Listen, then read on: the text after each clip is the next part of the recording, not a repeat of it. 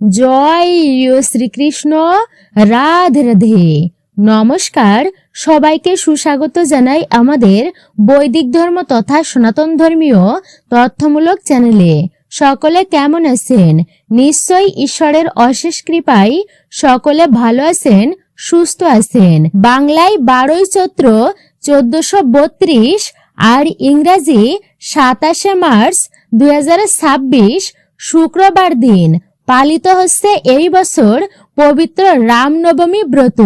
রামনবমী ব্রতের দিনে আপনারা ভুলেও খাবেন না এই 3টি খাবার, তাহলে জীবনে নেমে আসতে পারে চরম বিপত্তি, অশান্তি, কলহ, রোগ, জ্বালা যন্ত্রণা দেখা দিতে পারে আপনার সংসারে। ভগবান শ্রীরাম তথা ভগবান শ্রীহরি বিষ্ণুর কৃপা ও আশীর্বাদ থেকে বঞ্চিত হতে পারেন আপনি। নমস্কার, সকলকে সুস্বাগত জানাই আমাদের বৈদিক ধর্ম এই চ্যানেলে। আশা করছি আপনারা সকলেই ঈশ্বরের কৃপায় অনেক ভালো আছেন এবং সুস্থ আছেন। সামনেই আসতে চলেছে রাম নবমী ব্রত। ভগবান শ্রীরামের আবির্ভাব তিথিকেই রাম নবমী হিসাবে উদযাপন করা হয়। ভগবান শ্রীরাম হলেন ভগবান শ্রীহরি বিষ্ণুর 7ম অবতার। চৈত্র মাসের নবমী তিথিতে রাম নবমী পালন করা হয়। এই দিনটি ভগবান শ্রীরামের জন্ম উৎসব হিসাবেই পালন করা হয়। এই দিনে ভগবান শ্রীরামের বিশেষ পূজা অর্চনা করা হয়। তাই এই দিনটি সমস্ত হিন্দু সনাতনী ধর্মাবলম্বী মানুষদের কাছে খুবই গুরুত্বপূর্ণ ও মহিমান্বিত। ভগবান শ্রীরাম হলেন কালপুরুষ, ত্যাগ ও ন্যায়পরায়ণ রাজা। এই দিনে ব্রত বা উপবাস রেখে ভক্তি ভরে ভগবান শ্রীরামের পূজা অর্চনা করলে বিশেষ পুণ্যফল লাভ করা যায় এবং সুখ ও শান্তি, সৌভাগ্য বৃদ্ধি হয়। রামনবমী ব্রত পালন করলে সমস্ত পাপ নষ্ট হয় এবং জন্ম মৃত্যুর চক্র থেকে মানুষ চিরতরে মুক্তি লাভ করে। তাই রামনবমী তিথিটি আমাদের সকলেরই অত্যন্ত ভক্তি ও শ্রদ্ধার সাথে পালন করা উচিত। রামনবমীর ব্রত ও নিয়ম রীতির সাথে সাথে খাদ্য খাবারেরও বিশেষ ভূমিকা রয়েছে। আজকের ভিডিওতে আমি আপনাদেরকে জানাবো রামনবমী কবে পড়েছে, ঘরোয়া পদ্ধতিতে রামনবমীর পূজা বিধি ও ব্রত পালনের নিয়ম কি রয়েছে। এই দিনে ভুলেও গ্রহণ করবেন না বিশেষ করে এই খাবারগুলি।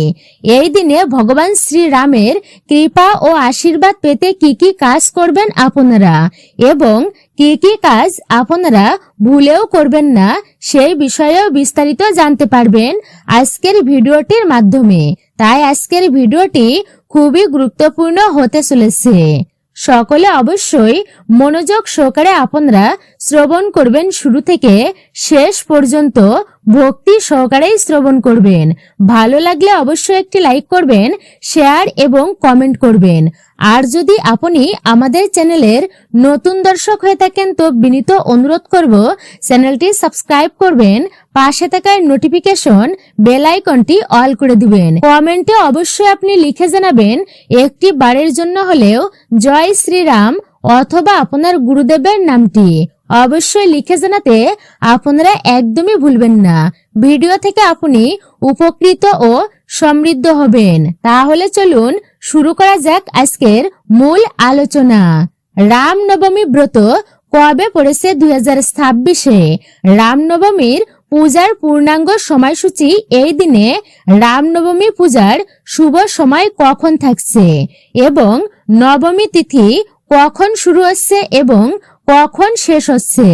এই বছর অর্থাৎ 2026 সালে রামনবমী তিথি পড়েছে ইংরাজি 27 মার্চ 2026 এবং বাংলায় 12ই চৈত্র 1432 শুক্রবার দিন। 2026 সালে রামনবমী উৎসব 26 মার্চ বৃহস্পতিবার উদযাপিত হবে।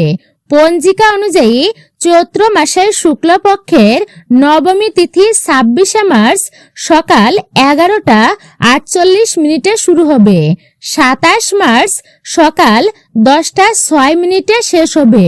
এই দিনে রামনবমী পূজা বা মূল শুভ মুহূর্ত হলো 26শে মার্চ সকাল 11:13 থেকে দুপুর 1:41 পর্যন্ত। 2 ঘন্টা 28 মিনিট হচ্ছে পূজার শুভ মুহূর্ত। নবমী তিথি যেহেতু 27 মার্চ পর্যন্ত থাকবে, তাই এই রামনবমী 2 দিনেই পালিত হবে, 26 মার্চ এবং 27 মার্চ। অর্থাৎ আপনারা বৃহস্পতিবার এবং শুক্রবার 2 দিনেই পালন করতে পারেন রামনবমী ব্রত।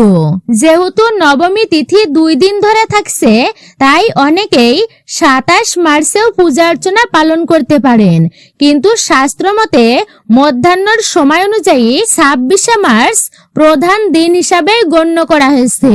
তাই আপনারা অবশ্যই 26শে মার্চ মানে বৃহস্পতিবার দিনেও রামনবমী ব্রত পালন করতে পারেন। আবার 27 মার্চেও আপনারা অর্থাৎ শুক্রবার দিনেও পালন করতে পারেন। এইবারে জেনে নেওয়া যাক ঘরোয়া পদ্ধতিতে রামনবমীর পূজা বিধি ও ব্রত পালনের নিয়ম কি রয়েছে। রামনবমীর দিন খুবই সকাল সকাল আপনারা ঘুম থেকে উঠবেন এবং বাড়ি ঘরদুয়ার সুন্দরভাবে পরিষ্কার পরিচ্ছন্ন করতে হবে আপনাদেরকে। এরপরে আপনারা স্নান সেরে নেবেন। আপনাদের যদি সম্ভব হয় তাহলে অবশ্যই আপনারা গঙ্গায় স্নান করবেন এই দিনে, অথবা যে কোনো পবিত্র নদীতে স্নান করবেন। আর সম্ভব না হলে আপনারা বাড়িতেই স্নানের জলে একটুখানি গঙ্গা জল মিশিয়ে স্নান করে নেবেন। তারপরে শুদ্ধ বস্ত্র পরিধান করবেন এবং এই দিনে অবশ্যই সূর্যদেবকে জলের অর্ঘ্য নিবেদন করবেন। সূর্যদেবকে জলের অর্ঘ্য নিবেদন করার নিয়ম হলো 1 ঘটি জলে একটি লাল ফুল নেবেন বা জবা ফুলও আপনারা নিতে পারেন, একটুকু সিঁদুর এবং একটুখানি শুদ্ধ হলুদ দিয়ে আপনারা ভগবান সূর্যদেবকে এই জলটি আপনারা অর্পণ করবেন অর্ঘ্য হিসাবে। এরপর আপনারা ঘরের আসনের পূজা অর্চনা করে নেবেন। বাড়িতে যদি রাম সীতা বা রাম লক্ষ্মণ সীতা ও হনুমানজি সহ চিত্রপট থাকে বা কোনো ফটো থাকে, তাতে আপনারা পূজা অর্চনা করে নেবেন ভক্তি সহকারে। একটি হলুদ রঙের বস্ত্র বা আসন পেতে নেবেন, তার উপর ভগবানের চিত্রপটটি আপনারা বসাবেন এবং একটি পরিষ্কার কাপড়ে একটুখানি গঙ্গা জল দিয়ে আপনারা সেই চিত্রপটটি ভালোভাবে পরিষ্কার বা মুছে নেবেন। যদি আপনার বাড়িতে রাম সীতার কোনো পিতলের মূর্তি থাকে তাহলে আপনি পঞ্চামৃত বানিয়ে স্নান অভিষেক করিয়ে নিতে পারেন। এরপর ধূপদীপ জ্বালিয়ে দেবেন। চন্দন সহযোগে ফুল এবং তুলসী পাতা নিবেদন করবেন। এই দিনে যদি সম্ভব হয় একটি পদ্ম ফুল আপনারা নিবেদন করতে পারেন, অথবা হলুদ গাঁদা ফুলও নিবেদন করবেন অবশ্যই, এবং তুলসী পত্র চন্দন সহযোগে শ্রী রামের চরণে আপনারা নিবেদন করবেন। সাধ্যমতো ফল মিষ্টি মিষ্টান্ন ভোগ নৈবেদ্য আপনারা সাজিয়ে দেবেন। ভোগে অবশ্যই তুলসী পাতা নিবেদন করবেন এবং ধূপ দীপ সহযোগে আরতি করে নেবেন। এই সময় আপনারা রামচরিত মানস বা রাম চল্লিশা আপনারা অথবা হনুমান চল্লিশা পাঠ করবেন, অথবা আপনারা শ্রবণ করতে পারেন। মনে রাখবেন রাম নবমীর পূজার শুভ সময় কিন্তু রয়েছে, যা আপনাদেরকে বলা হলো। আপনারা সেই শুভ সময়ের মধ্যেই আপনারা কিন্তু পূজা অর্চনা অবশ্যই করে নেবেন। 2 ঘন্টা 28 মিনিট থাকছে শুভ সময়। আপনারা ভগবান শ্রী রামচন্দ্রের জন্ম অর্থাৎ দুপুর 12টার সময় হয়েছিল, তাই অবশ্যই আপনারা 26শে মার্চ বৃহস্পতিবার দিন রামনবমী ব্রতটি ভক্তি সহকারে পালন করবেন। অনেকে আবার 27শে মার্চ মানে নবমী তিথি থাকাকালীনও পূজা অর্চনা করে থাকেন। তাই সকল মন্দির ভক্তবৃন্দের উৎসব প্রাঙ্গণে শ্রী রামচন্দ্রের এই বিশেষ পূজা অর্চনাটি এই দিন দুপুর 12টার সময়ই করা হবে বিভিন্ন মন্দিরগুলোতে। তাই ভক্তি ও শ্রদ্ধা সহকারে এই দিনে অর্থাৎ বৃহস্পতিবার দিন ভগবান শ্রী রামচন্দ্রের পূজা অর্চনাটি আপনারা করতে পারেন। আবার অনেকেই আপনারা শুক্রবার দিনেও নবমী তিথি থাকাকালীন করতে পারেন, কিন্তু প্রাধান্য দেওয়া হয়েছে বৃহস্পতিবার দিন অর্থাৎ 26শে মার্চ 12টার সময়ের মধ্যে আপনারা পূজা সম্পূর্ণ করবেন।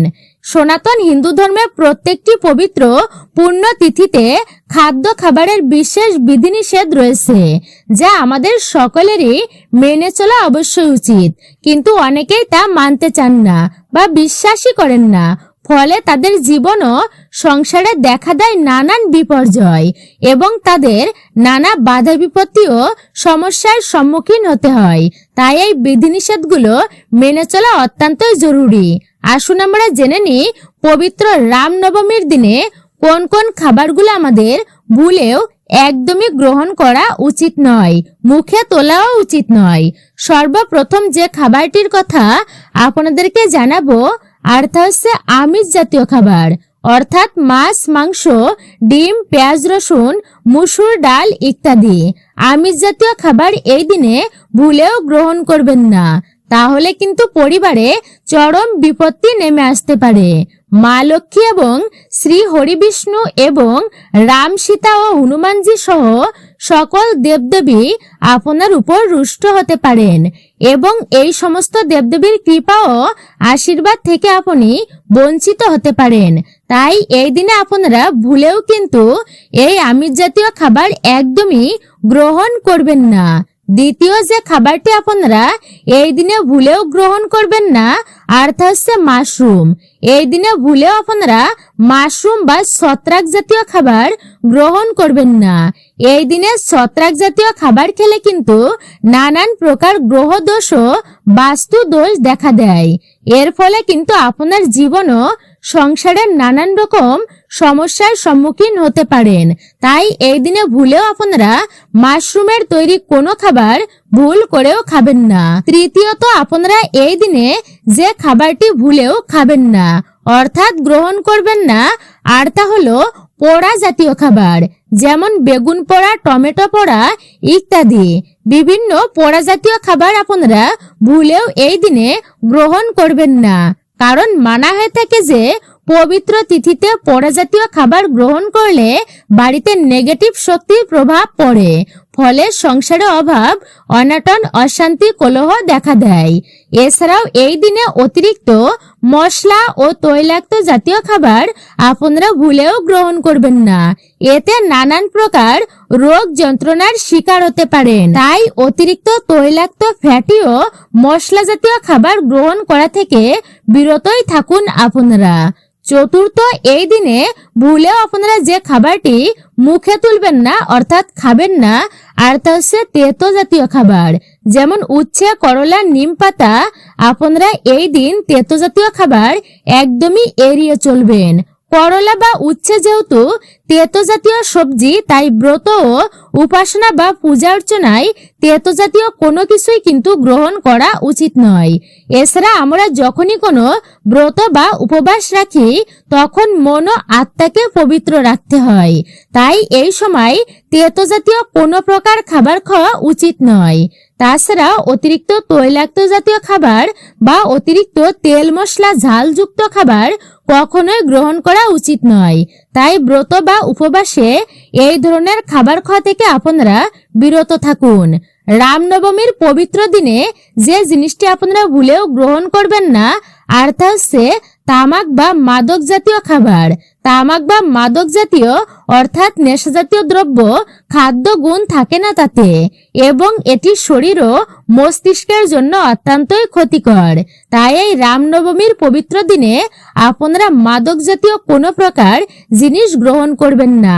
এছাড়া মাদক জাতীয় জিনিস গ্রহণ করলে মানুষের হিতাহিত জ্ঞান থাকে না, ফলে মানুষ পাপ কার্য করতে দ্বিধাবোধ করে না। রামনবমীর পবিত্র দিনে আপনারা কোনো প্রকার নেশাজাতীয় দ্রব্য ভুলেও গ্রহণ করবেন না, এতে কিন্তু পাপ স্পর্শ করবে আপনাদের।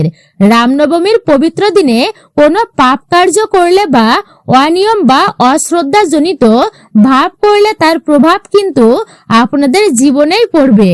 তাই এই দিনকে আপনারা কখনোই অবহেলায় দেখবেন না। তাই অবশ্যই মনে রাখবেন, এই দিনে আপনারা কোনো প্রকার মাদক জাতীয় জিনিস ভুলেও গ্রহণ করবেন না। রামনবমীর দিনটি একটি অত্যন্তই পবিত্র দিন। এই দিনে কারোর সাথে ঝগড়া ঝামেলা বা মারামারি করবেন না, কাউকে কটু কথা বলবেন না, বাজে ভাষা প্রয়োগ করবেন না, গুরুজন ব্যক্তিদের কখনোই আঘাত করবেন না।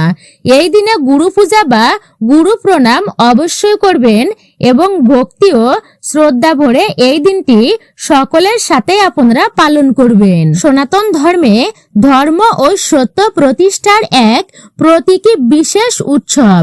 এই দিনে অযোধ্যা নগরীতে রাজা দশরথের ঘরে ভগবান শ্রীবিষ্ণু রাম রূপে জন্মগ্রহণ করেন। শাস্ত্র অনুযায়ী যখন পৃথিবী অধর্ম, অত্যাচার ও অসুর শক্তির দ্বারা পীড়িত হয়ে পড়েছিল, তখন দেবতাদের প্রার্থনায় ভগবান শ্রীবিষ্ণু রাম রূপে অবতার গ্রহণ করেন। রামনবমীর পৌরাণিক এক কাহিনী আছে। বাল্মীকি রামায়ণ অনুযায়ী অযোধ্যার রাজা দশরথের কোনো সন্তান ছিল না। সন্তানের কামনায় তিনি তার গুরু মহর্ষি বশিষ্ঠের নির্দেশে পুত্রেষ্টি যজ্ঞ তিনি সম্পূর্ণ করেন। যজ্ঞের সমাপ্তির পরে যজ্ঞ কুণ্ড থেকে একটি দিব্য ক্ষীর প্রকাশিত হয়। সেই ক্ষীর রাজা দশরথ তার 3জন রানীকে বিতরণ করেন, কৌশল্যা, কৈকেয়ী আর সুমিত্রার মধ্যে। এই ক্ষীরের প্রভাবেই যথাসময়ে 4 জন দিব্য পুত্রের জন্ম হয়: শ্রী রামচন্দ্র, লক্ষ্মণ, ভরত এবং শত্রুঘ্ন। পুত্রেষ্টি যজ্ঞের সমাপ্তির পরে 6 ঋতুর অতিক্রান্ত হলে দ্বাদশ মাসে অর্থাৎ চৈত্র মাসের নবমী তিথিতে পুনর্বসু নক্ষত্রে এবং গ্রহ নক্ষত্র যখন অত্যন্ত শুভ অবস্থায় ছিল, তখন মা কৌশল্যা সর্বলোক পূজিত দিব্য লক্ষণযুক্ত ভগবান শ্রী রামকে জন্ম দেন, অর্থাৎ ভগবান শ্রী রামচন্দ্র আবির্ভূত হন। ভগবান শ্রী রামকে মর্যাদা পুরুষোত্তম বলা হয়। এর অর্থ এমন এক আদর্শ পুরুষ যিনি জীবনের মর্যাদা ও ধর্মের নিয়ম সর্বোত্তম ভাবে পালন করেন। তিনি তার জীবনে একজন পুত্র, ভাই, স্বামী, বন্ধু ও রাজা হিসাবে এমন আদর্শ স্থাপন করেছেন যা যুগ যুগ ধরে মানব জাতিকে অনুপ্রাণিত করে। পিতা দশরথের আজ্ঞা পালনে এই ভগবান রামচন্দ্র তিনি 14 বছরের জন্য পর্যন্ত বনে গমন করেছিলেন। রামনবমীর এই পবিত্র উৎসব আমাদের শিক্ষা দেয় যে জীবনে ধর্ম, সত্য ও মর্যাদা অনুসরণ করাই সঠিক পথ। ভগবান শ্রী রামের জীবন মানবতার জন্য একটি আদর্শ, যা আমাদের কর্তব্য, ত্যাগ, প্রেম এবং ন্যায়ের পথ দেখায়। হরে কৃষ্ণ। মূলত এটাই ছিল আমাদের বৈদিক ধর্ম চ্যানেলের আজকের মূল্যবান ভিডিওটি আপনার কাছে কেমন লেগেছে মতামত জানাতে একদমই ভুলবেন না। আর আপনি যদি আমাদের চ্যানেল তথা বৈদিক ধর্ম চ্যানেলের নতুন দর্শক হয়ে থাকেন বা এই প্রথমবার ভিডিও দেখছেন, বিনীতভাবে অনুরোধ করব অবশ্যই চ্যানেলটি সাবস্ক্রাইব করবেন, পাশে থাকা নোটিফিকেশন বেল আইকনটি অল করে দিবেন, ভিডিওতে একটি লাইক করবেন এবং কমেন্টে জয় শ্রীরাম অথবা আপনার গুরুদেবের নামটি লিখতে একদমই ভুলবেন না। সকলে ভালো থাকুন, সুস্থ থাকুন। পরম করুণাময় ঈশ্বরের অশেষ কৃপায় জয় শ্রীকৃষ্ণ। রাধে রাধে। একজন সনাতনী ব্যক্তিকে অবশ্যই আপনারা সাপোর্ট করবেন, আমি আশা রাখছি।